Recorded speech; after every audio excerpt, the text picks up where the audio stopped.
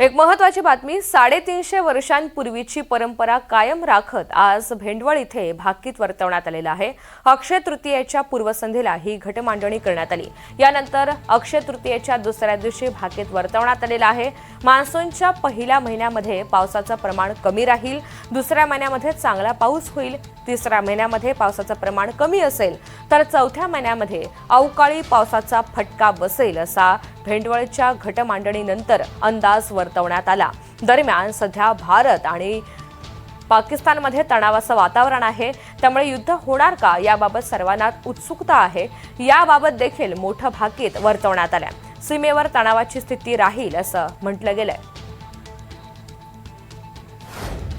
तसं या महाराजांच्या आशीर्वादानं जे काही मार्गदर्शन होईल त्याच्यावर विश्वास ठेवून त्याचा अनुभव प्रत्येक आम्हाला चांगला आलेला आहे। वेळोवेळी सांगितल्याप्रमाणे पावसाळा होतो आणि त्याप्रमाणे आम्ही पिकाचं नियोजन करतो।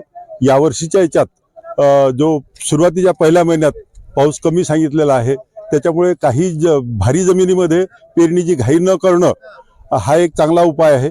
आणि जिथं ज्या ज्या भागात चांगली ओल होईल तिथं पेरणी जूनमध्ये करायला हरकत नाही। आणि जिथे राहिलेल्या भागामध्ये जुलैमध्ये सार्वत्रिक पाऊस सांगितला आहे, त्यामुळे जुलैमधली पेरणी आमच्याकडे भारी जमिनीत होईल। पण जशी ईश्वर ही शक्ती दिसत नाही पण ती आहे हे आपण प्रत्येक जण मानतो, शिकलेले मानतो, अशिक्षित लोकही मानतो। मग तसं इथं सत्व आहे आणि त्याचा अनुभव आम्हाला प्रत्येक वेळेला आलेला आहे।